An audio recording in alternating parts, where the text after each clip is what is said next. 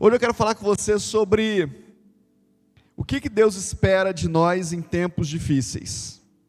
É a mesma palavra da parte da manhã, mas eu vou dar um outro enfoque. Eu quero trazer outros ensinos que Deus gerou no meu coração, mesmo porque vai ficar na internet, e aí quem quiser ver essa e ver a outra, consegue ver e ter outros aprendizados.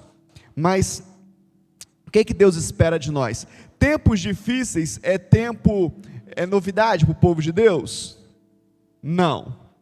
Tempos complicados é coisa que começou a acontecer agora, porque houve esse negócio aí, e a gente não sabe como lidar e tal. Não tem novidade nenhuma, não tem nada novo. A primeira coisa que você precisa aprender é que não tem nada novo. Não tem. O que nós estamos vivendo hoje, o povo de Deus já viveu, já experimentou, e aí você precisa aprender como lidar. Abra sua Bíblia aí em Êxodo, capítulo 1. Deixa eu só ajeitar aqui. Êxodo, capítulo 1, a partir do verso 7. Vamos ver aqui o que está acontecendo aqui.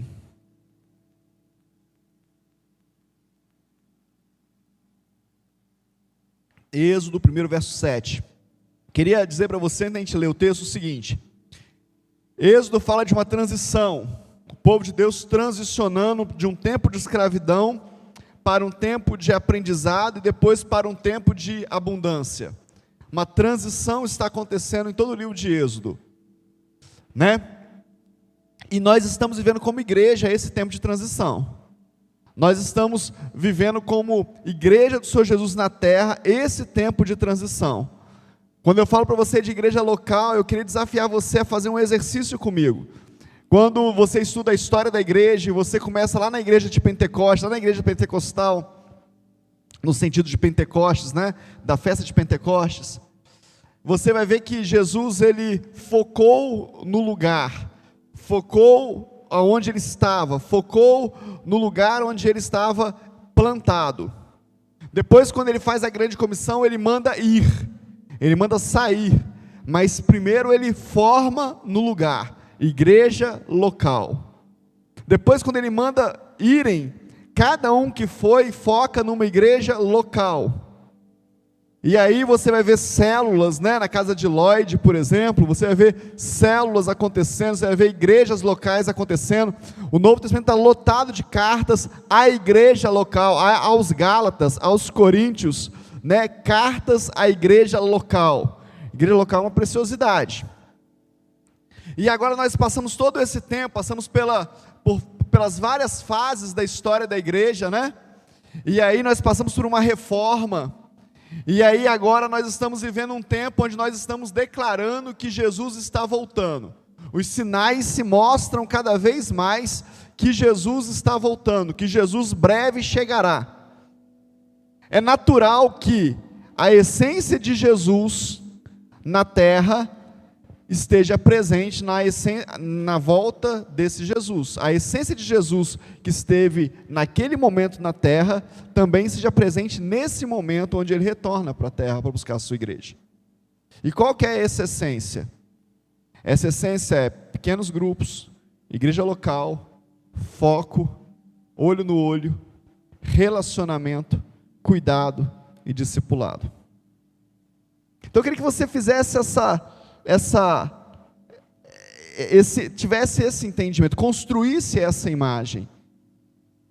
Vai chegar o tempo de Jesus vai voltar a buscar a sua igreja, mas o ambiente para isso acontecer é este ambiente da igreja local impactando a igreja global.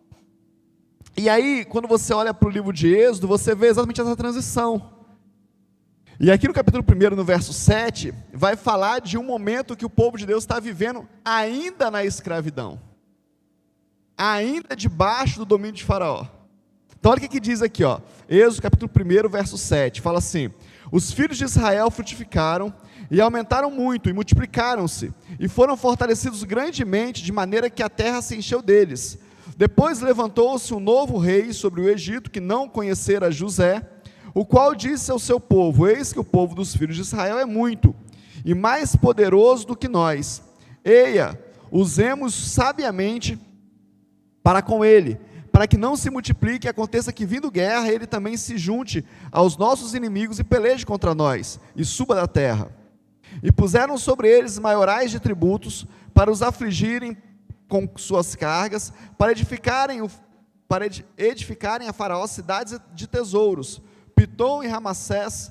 Mas quando mais os afligiam, tanto mais se multiplicavam, e tanto mais crescia, de maneira que se enfadavam por causa dos filhos de Israel. O Faraó falou: vamos fazer o seguinte, vamos parar esse negócio. Eles estão crescendo muito, vamos pôr a eles imposto, vamos aumentar os tributos sobre eles, vamos aumentar os trabalhos sobre eles. Se eles quiserem ganhar alguma coisa, vão ter que trabalhar mais. Vamos oprimir esse povo, para ver se esse povo para de crescer. Parece com alguma coisa que você já viu aqui na terra? Não.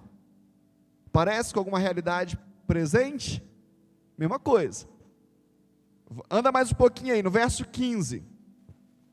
E o rei do Egito falou às parteiras das hebreias, das quais o nome era Sifrá e o outro Puá, e disse: quando ajudardes no parto das hebreias e as virdes sobre os assentos, se for filho, matai-o, mas se for filha, então viva. As parteiras, porém, temeram a Deus e não fizeram como o rei do Egito lhe dissera, antes conservavam os meninos com vida.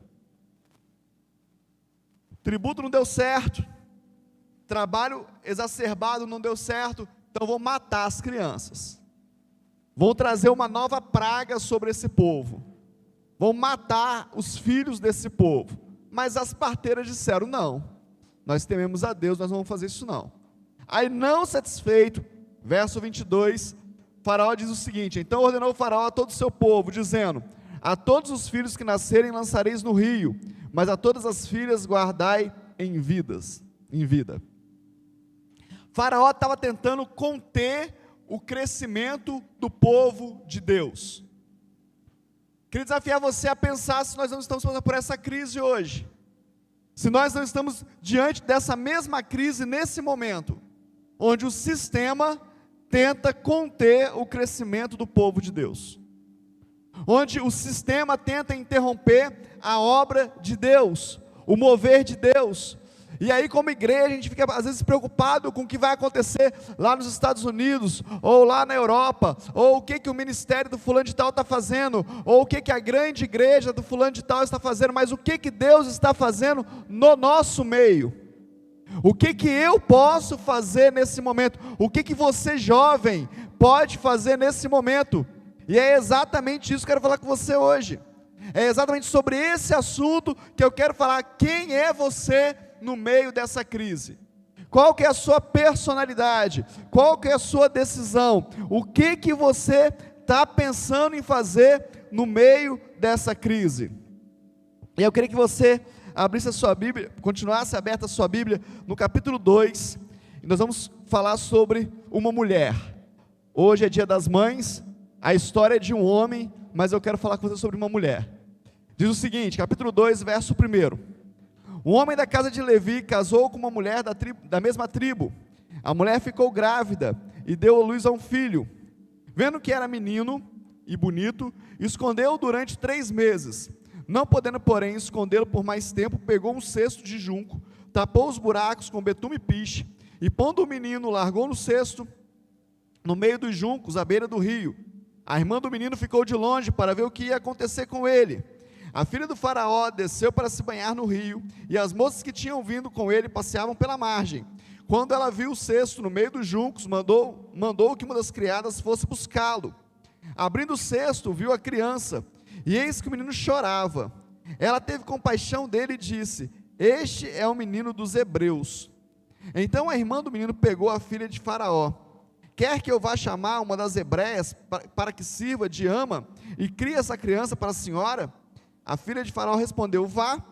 A moça foi e chamou a mãe do menino. Então a filha do Faraó disse à mulher: leve este menino e amamente-o para mim, e darei um salário a você. A mulher pegou o menino e o criou. Quando o menino já era grande, ele levou para a filha de Faraó, da qual ele passou a ser filho, e esta lhe deu o nome de Moisés, e disse: porque das águas o tirei.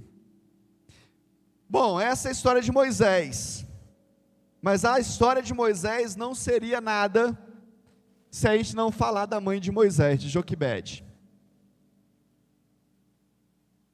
Joquebede tinha algumas possibilidades na vida. Joquebede já era mãe de 2 filhos. Miriam e Arão eram filhos de Joquebede. Então, ela não tinha o que a maioria das mulheres que são mães de grandes homens da Bíblia tiveram: dificuldade de engravidar. Ela não teve. Ela já tinha filho, ela não tinha uma carência de ser mãe, e agora, no meio de uma crise, no meio de uma perseguição, Deus dá a ela mais um filho.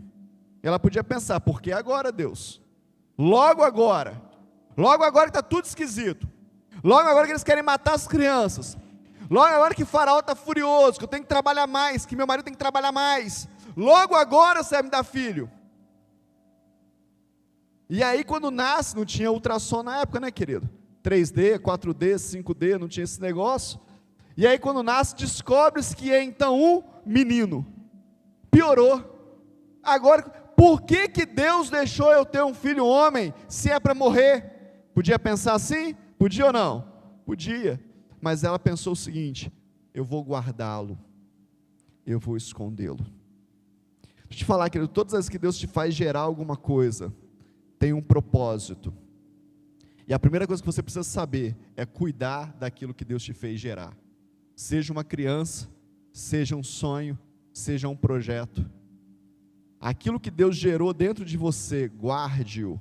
Saiba guardar, saiba cuidar. 3 meses, é tão poderoso isso. Quem já passou pela experiência da maternidade e da paternidade sabe que criança até 3 meses, a coisa mais difícil é você contê-lo. O choro, o berro, a cólica, não é verdade? Como é que fazia para Moisés ficar quieto, gente? 3 meses. Quando chegar no céu, você provou Joquebede. Falei: como é que você fez esse negócio? 2 coisas eu acho que Joquebede fez: muita comida. Moisés devia mamar o dia inteiro, querido. Devia estar amamentando, porque era a forma dele ficar quieto. E muita comida dá o quê? Dá muito sono, né? Então muita comida gerava muito sono. Ela conseguiu esconder Moisés por 3 meses. Logicamente isso é uma dedução minha, né? Mas alguma coisa ela fez para conseguir esconder.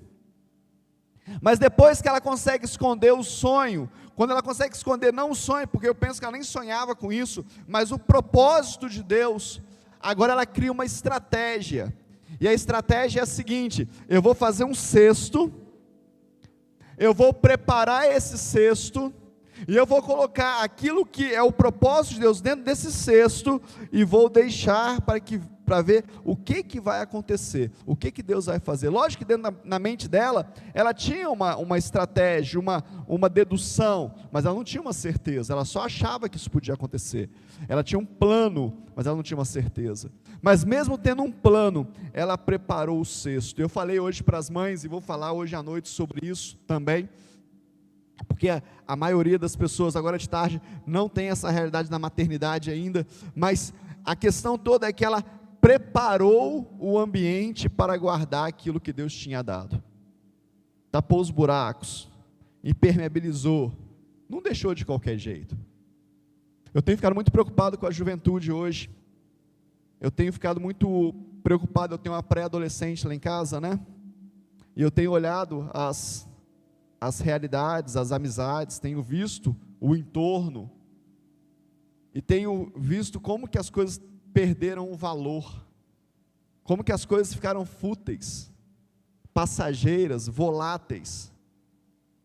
Antigamente, quando você conquistava alguma coisa na sua vida, você vibrava, você festejava.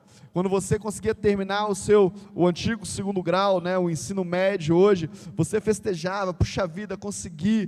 Quando você passava de ano e era aprovado, você falava: puxa vida, passei de ano. Hoje, passou de ano? Passei. Mas e aí? Passei. Não tem mais valor. Eu me lembro que o assunto do final de ano, a família da minha mãe são 13 irmãos, então tinha tio para lá de metro, né? E primo, e aquela galera toda, e o assunto do final do ano, em dezembro, era: passou de ano. E a gente tinha prazer de falar: não, passei. E o primo que ficava em recuperação ficava triste. Hoje, fica de recuperação, está tudo certo. Se passar, está tudo certo. Se ficar reprovado, está tudo certo. As coisas perderam valor. Perderam. O que tem mais valor para a sociedade hoje? O que é mais importante para o povo hoje? Você tem protegido aquilo que Deus tem te dado? Jovem, adolescente, qual é o dom que Deus te deu? Qual é a capacidade que Deus te deu? Qual que é a expertise que Deus está gerando dentro de você? Você está guardando isso? Você está tratando disso com cuidado? Diz o texto que a Joquebede colocou Moisés num cesto impermeabilizado, e provavelmente com um tampo, porque diz o texto que a filha de Faraó abre o cesto, então se abre o cesto porque estava fechado, protegido, resguardado, mesmo que se estivesse no rio, é protegido. Deixa eu te falar uma coisa, querido, você pode se impermeabilizar, você pode passar betume na sua vida, na sua mente, nas janelas da sua alma, você pode procurar se proteger, não estar tão exposto. Olha para onde que Moisés foi parar. Moisés foi parar no lugar mais improvável, dentro da casa de Faraó. O homem que era o perseguidor, o homem que queria matá-lo, mas porque ele estava protegido, guardado, ele desperta um olhar da filha de Faraó, e agora Faraó não podia ir contra a sua filha, a sua própria filha. Então agora Moisés, ao invés de ser um perseguido, passa a ser um protegido. E deixa eu te falar um negócio, você que não tem uma mente impermeabilizada, você que não tem as suas emoções impermeabilizadas, você vai sofrer muito mais na vida, porque você vai ser muito mais influenciável. Uma hora você vai ser uma coisa, outra hora você vai ser outra coisa, outra hora aquilo não serve mais, você já é outra coisa, outra hora outra coisa vai te arremessar, e a palavra de Deus fala sobre isso. A palavra de Deus fala para você cuidar da sua vida, cuidar do seu coração. A palavra de Deus fala para você conhecer a palavra, para você não ser lançado por todo vento de doutrina. São proteções que nós geramos na nossa vida, e eu vou falar nós porque eu ainda me sinto ainda muito jovem, nós jovens precisamos impermeabilizar a nossa própria vida. Algumas coisas os meus pais não deram conta de fazer, algumas coisas o meu pai não sabia como fazer, a minha mãe não sabia como fazer, mas depois que eu cresço, depois que eu viro jovem, depois que eu começo a me tornar um adulto, eu posso dizer, isso eu não quero na minha vida, isso também eu não quero na minha vida, eu não quero me expor a esse pecado, eu não quero me expor a essa informação, eu não quero me expor a isso. Eu faço isso até hoje, eu faço isso até com pregações, eu faço isso até com cadeias teológicas, eu faço isso com estudos bíblicos. Eu não quero me expor a esse tipo de estudo, porque eu não acredito nisso. Só que o que nós temos vivido hoje é totalmente ao contrário. O ser humano se tornou uma esponja, ele absorve tudo. Nós sabemos falar sobre qualquer assunto. Eu posso pegar qualquer jovem aqui hoje, qualquer adolescente aqui hoje, vocês sabem falar sobre qualquer assunto. Qualquer, eu estou dizendo, eu estou dando testemunho de você. Se eu falar com você sobre política, você sabe falar, sobre esporte, você sabe falar, sobre relacionamento, você sabe falar, mas não tem aprofundamento em nada, não se tornou especialista em nada. A primeira pergunta mais cabulosa, né, como vocês falam, né, a primeira pergunta mais difícil, desmonta um argumento. Conhece tudo, mas não sabe nada. Sabe por quê? Porque virou esponja. Conhece as meninas ainda, vocês, as moças, os rapazes também, na minha época os rapazes também, né? Vocês ainda conhecem aquela esponja de pia? Sua mãe te apresentou para ela? Aquela esponjinha de lavar louça, você conhece? É familiar para você? Então, a gente se tornou exatamente aquilo. O que bater fica. Quanto de água colocar, quanto de sabão colocar, de detergente colocar, o que bater fica. Estamos absorvendo tudo, mas não nos tornamos especialistas em nada, só servimos para lavar a panela, e olha lá. Cuidado com isso. Eu queria desafiar você a ser uma Joquebede na sua geração, alguém que protege os projetos de Deus na sua vida. E eu vou te dizer por que isso é um projeto de Deus. Joquebede, ela faz esse cesto, ela coloca o filho ali, o filho deve ter navegado um pouquinho, a filha de Faraó viu, mas tinha alguém tomando conta. Ah, como é chato ter alguém tomando conta da nossa vida, não é? Não é chato alguém tomando conta da nossa vida?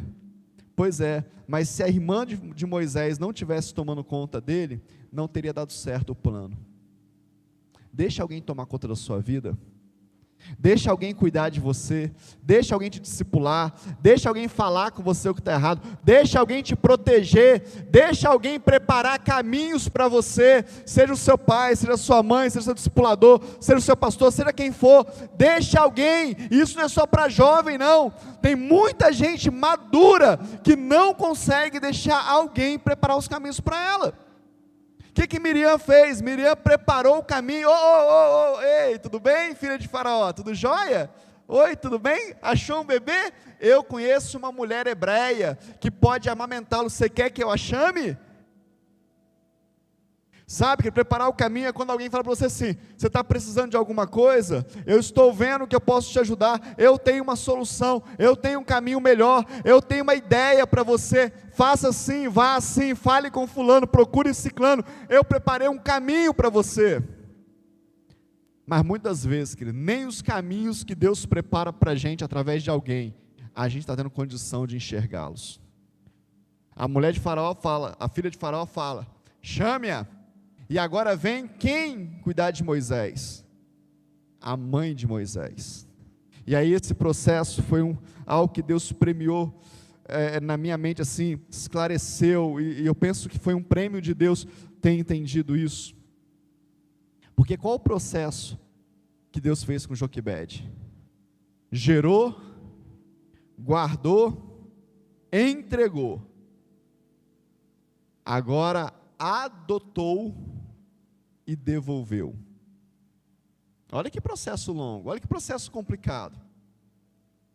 Vamos desenvolver isso, nós aqui? Primeiro, Deus gera um sonho com você, gera um projeto. Para você é um sonho, para Deus é um projeto.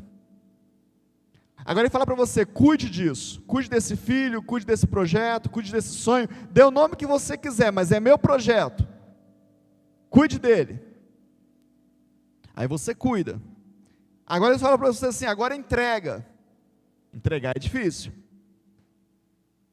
Aí você fala: tá, vou entregar então. Aí você entrega. Aí Deus fala: agora você pega de volta. Só que quando Joquebede pega de volta, ela não pega mais o filho dela de volta. Já não era mais filho dela, ela já tinha entregue. Agora era o projeto de Deus. Ela entregou o sonho, mas ela pegou de volta um projeto. E aí depois que ela cuidou desse projeto, você, agora você devolve o projeto.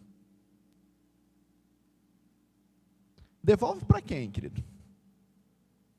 Devolve para a filha de Faraó. Devolve para o mundo. Envia aquilo que você achou que era seu. Eu vejo isso nas casas, eu vejo isso no ministério, e eu vejo isso no meio da juventude. Deixa eu falar para você, querido, você é um projeto de Deus. Você foi gerado por alguém, você foi cuidado por alguém, mas vai chegar o dia que você vai ser solto. Se você ainda não foi, você vai ser.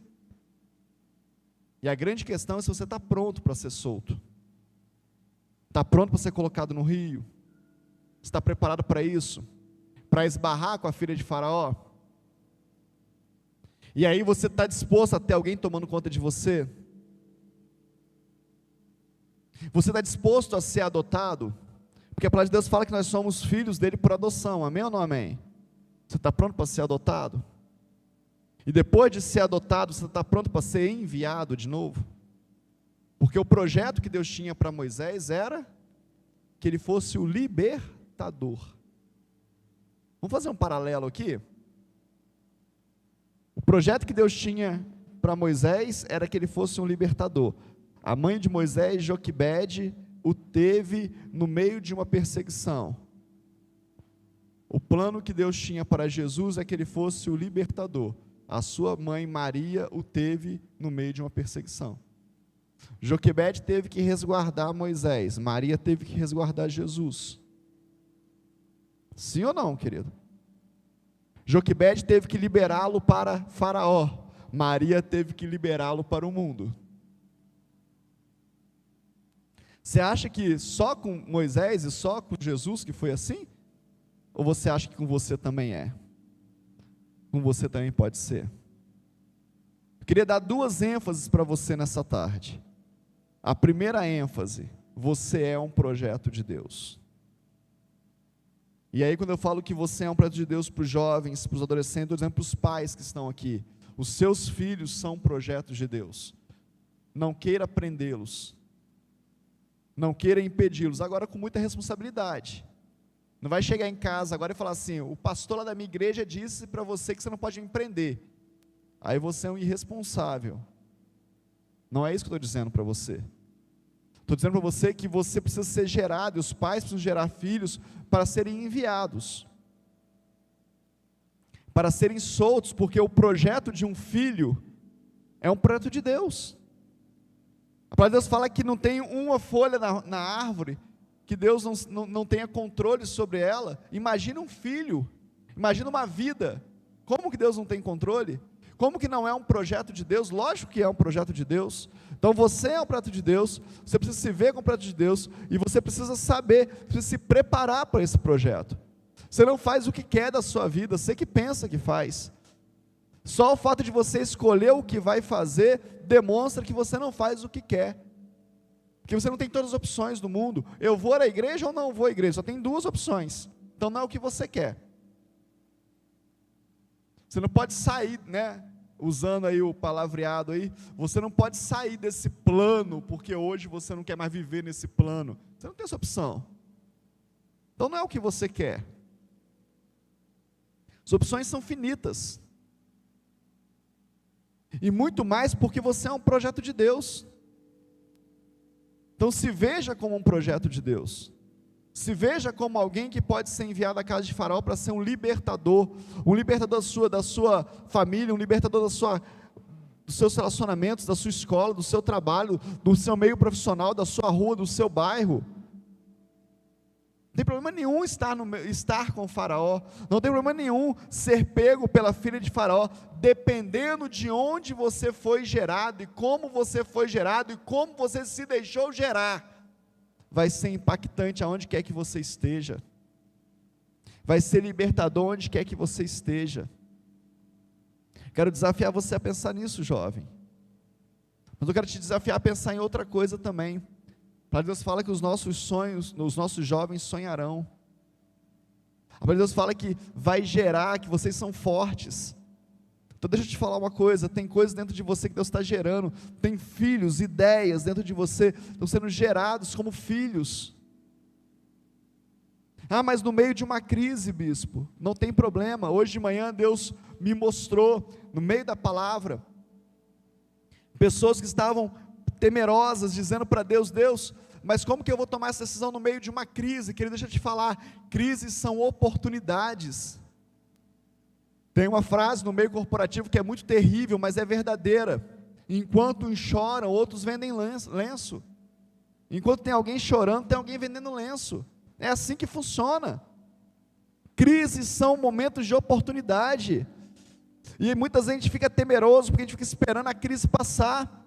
Igrejas estão se fechando, querido, porque ficaram esperando a crise passar. Essa semana foi me oferecido um templo de uma igreja que fechou, porque ficou esperando a crise passar. Não, quando a pandemia passar, quando as coisas voltarem ao normal, aí nós vamos. Não, crises são oportunidades. Essa semana eu fui em 3 lojas, procurando um material, procurando um produto, e as 3 lojas disseram a mesma coisa: não, nós não encomendamos isso, porque o prazo de entrega é 90 dias, e nós não encomendamos porque veio a pandemia, né, moço? E aí nós ficamos sem saber o que ia acontecer, então nós não compramos. E aí eu fui numa 4ª loja que me indicaram. Adivinha como é que estava a loja? Lotada. Sabe por quê? Porque lá era o único lugar que tinha o produto que estava procurando. Não olhou para a crise, não se preocupou quanto tempo que ia demorar. Os 90 dias que todas as lojas falaram que tinha, ele também teve, querido. As mesmas dificuldades que as outras tiveram, ele também teve. Mas ele decidiu, falou, não, eu vou fazer disso uma oportunidade. Ninguém está comprando, então eu vou comprar. Porque vai passar e eu vou vencer. Não fica preocupado com isso. Talvez o seu sonho, o sonho que Deus está gerando em você, seja para esse momento mesmo. E talvez Deus está colocando isso para fora, agora você precisa trabalhar isso, precisa proteger isso, guardar isso. Os nossos sonhos do IPE, nós guardamos por 8 anos, querido. 8 anos guardados em Deus, 8 anos dentro de um cesto. 8 anos só eu e a pastora Carla sabia. 8 anos, um ou outro eu comentava, eu tenho esse sonho, mas 8 anos, até o dia que eu falei com o Senhor, Senhor, se o Senhor me der esse sinal, eu vou entender que é o Senhor. E o Senhor deu, no mesmo dia que eu orei. E foi, então é do Senhor. E nós começamos, foi fácil? Marcele trabalhou lá com a gente, foi nossa voluntária lá, foi fácil, Marcele? Você viu os perrengues que a gente passava lá? Passa até hoje. Nunca é fácil, querido. Solta, volta, solta, entrega, devolve, vai de novo. E aí chegou a hora de eu chegar para o Senhor e falar, Senhor, o que está acontecendo? E um dia o Senhor falou comigo assim, isso que você está vendo, me mostrando em pé, já foi um sonho seu, mas hoje ele é um projeto meu. Entrega para mim. Isso já foi um sonho seu. Você não vai falar para os outros mais que isso é um sonho seu. Querido, quando a gente começa a entregar as coisas para Deus, entender que o que Deus tem é um projeto de libertação, é um projeto libertador para as pessoas. O que é a escola, o que é a livraria, o que é a igreja, o que é o Espaço Viva, são ferramentas de libertação. Quantas curas interior, quantas libertações, quantos atendimentos, quantas reuniões de discipulado, quantas reuniões de pastores, quantos envios, quantos aconselhamentos, quantos choros, quantas orações já foram geradas naquele lugar. Não tem nada a ver com a gente, tem a ver com os nossos Moisés, com as ferramentas que Deus tem para nos libertar. E talvez falta você lá. Talvez Deus já te deu esse chamado, já te deu essa visão e você está esperando. Não, quando melhorar eu faço. Quando mudar alguma coisa eu faço. Quando eu estiver podendo eu faço. Não, querido. Joquebede não estava podendo, Miriam não estava podendo, o povo de Deus não estava podendo, mas Deus quis fazer nascer o Moisés. É assim que Deus faz. Que sonhos Deus está te dando aí? Você está esperando passar. Quando voltar eu vejo. Quando as coisas melhorarem eu vejo o que eu faço. Qual é o sonho? Põe para fora. Prepara um cesto. Impermeabiliza ele. Não deixa ninguém apontar para ele e falar mal dele. É interessante, eu acho muito linda essa razão que fala assim, que Moisés era bonito. Se fosse feio podia deixar, né? Não sei. Será que era assim?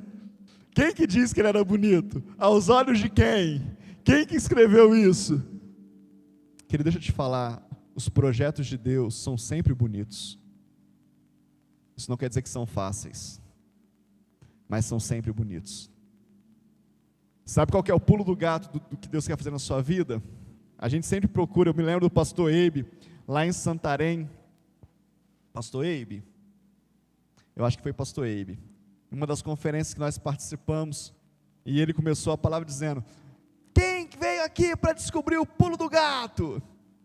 E os pastores, pois é, pode ir embora, porque não existe pulo do gato.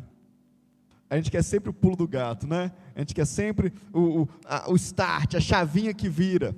Deixa eu te falar, não existe pulo do gato não, mas tem um princípio aqui.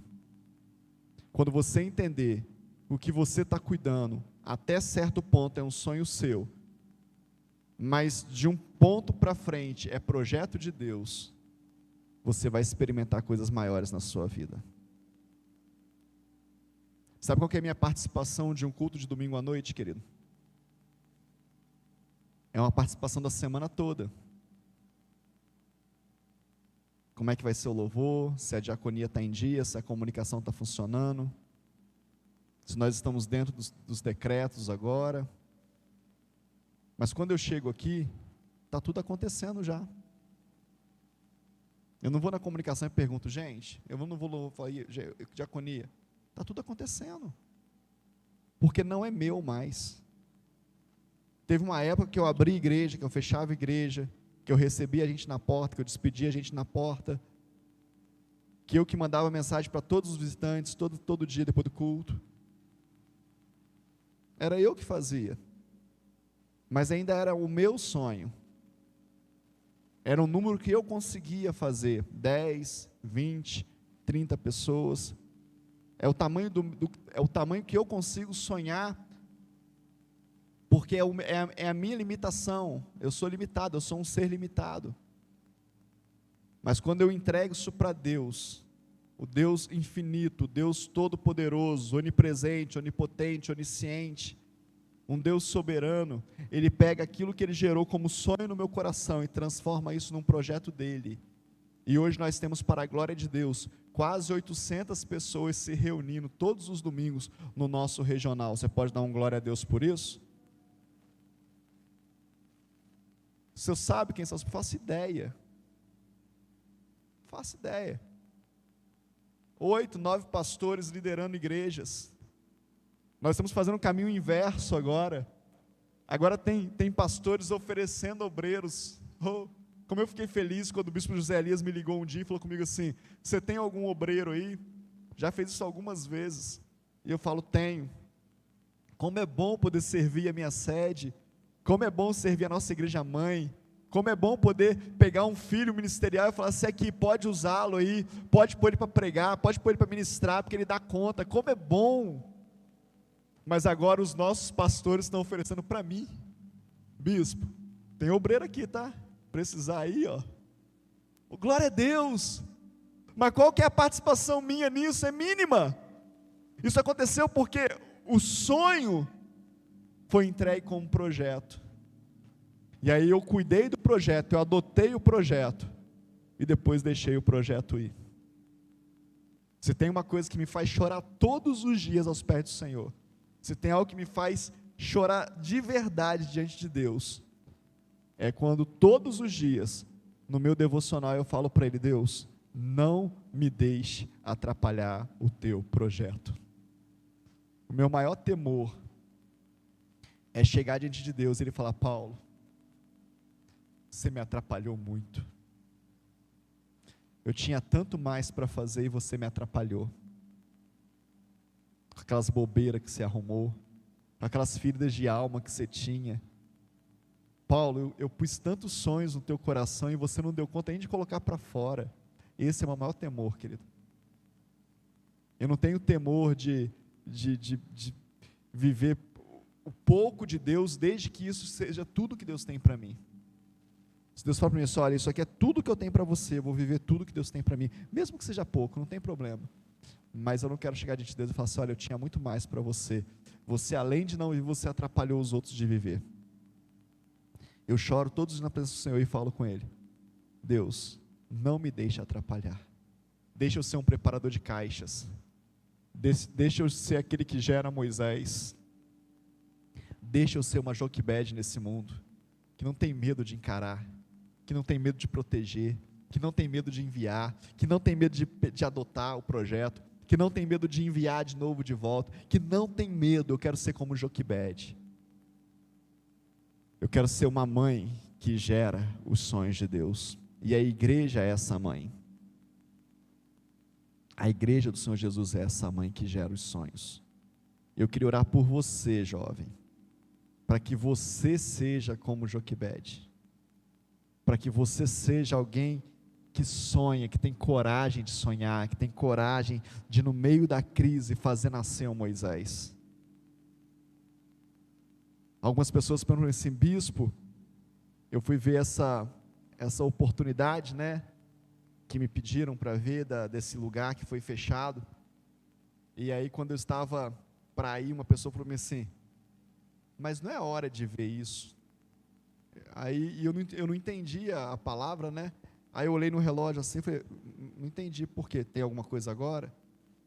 Ele falou: não é um momento. Eu falei: mas que momento? Bispo, se o cara está fechando, é porque está ruim. Falei, tá ruim para ele. Vai que Deus tem uma coisa para a gente. E fui, pus o pé lá. Tem um pastor, não vou lembrar o nome dele agora, que ele diz que todo chão tem um som. Eu acho muito interessante isso, eu não vou lembrar o nome dele agora. E eu faço isso, eu ponho meu pé no lugar e falo, Deus, fala comigo. Tem alguma coisa para a gente aqui?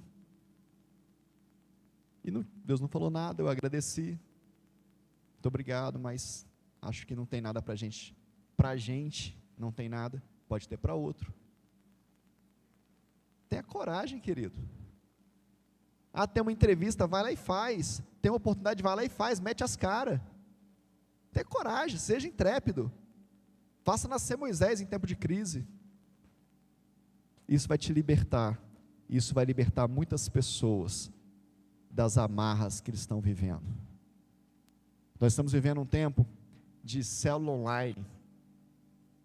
Agora tem um projeto de célula online. Eu quero conversar com você. Essa semana nós vamos marcar uma reunião pelo Meet, pelo YouTube, sei lá como é que vai ser esse negócio, mas a gente vai marcar. Vamos abrir célula online, pega o seu grupo de amigos aí e convida eles para a célula. Faz célula online. Ganha esse povo para Jesus, querido. Você gasta tempo demais em TikTok. Você gasta tempo demais vendo videozinho disso e daquilo. Você gasta tempo demais vendo tendência disso, tendência daquilo. Qual que é a tendência de Deus na sua vida? Qual que é a tendência do cristianismo? Para onde a nuvem está movendo? O que o Espírito Santo de Deus está fazendo? Você já sabe? Você sabe a cor da unha de tudo, você sabe a série da moda, você sabe o reality da moda, você sabe o filme que vai lançar, e para onde a nuvem está movendo, você sabe também não? Porque é isso que vai mudar a sua vida, é isso que vai ditar o seu futuro.